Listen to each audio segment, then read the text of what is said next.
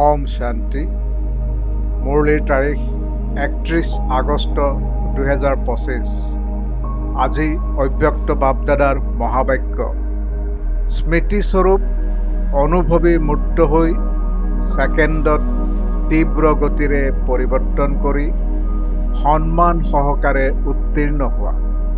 আজি বাপদাদাই চাৰিওফালৰ সন্তানসকলৰ তিনিডাল বিশেষ ভাগ্যৰ ৰেখা মস্তকত চিকমিকাই থকা চাই আছে হওক।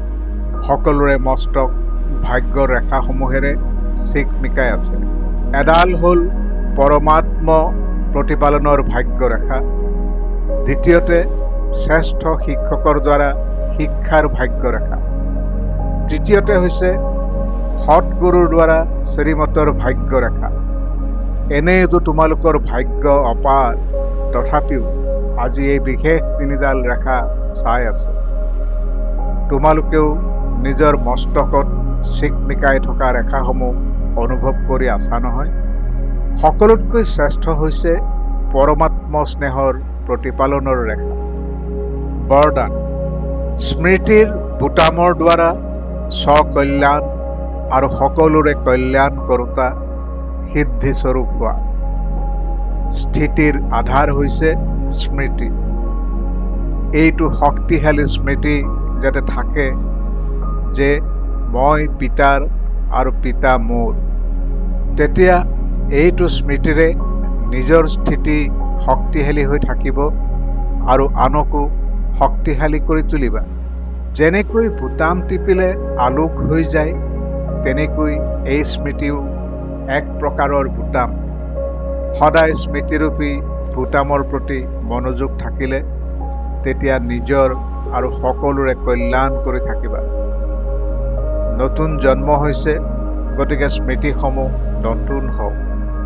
পুৰণা সকলো স্মৃতি সমাপ্ত। এইটো বিধিৰে সিদ্ধিস্বৰূপ বৰদান প্ৰাপ্ত হৈ যাব। শ্লোগান: অতীন্দ্ৰিয় সুখৰ অনুভূতি কৰিবলৈ নিজৰ শান্ত স্বৰূপ স্থিতিত স্থিৰ হৈ থকা। ওম শান্তি। অব্যক্ত সংকেত: সহযোগী হ'বলৈ হলে পৰমাত্ম স্নেহৰ অনুভৱী হোৱা। বাপ দাদা প্ৰেমৰ বান্ধোনত বান্ধ খাই আছে। পৃথক হ'বলৈ বিচাৰিলেও পৃথক হ'ব নোৱাৰে। সেইবাবে ভক্তিটো বন্ধনৰ চিত্ৰ দেখুৱাইছে। বাস্তৱত প্ৰেমৰ বন্ধনত অব্যক্ত হৈও বান্ধ খাই থাকিবলগীয়া হয়। ব্যক্তৰ পৰা মুক্ত কৰিলে তথাপিও পৃথক হ'ব নোৱাৰে। এই প্ৰেমৰ জৰি মজবুত।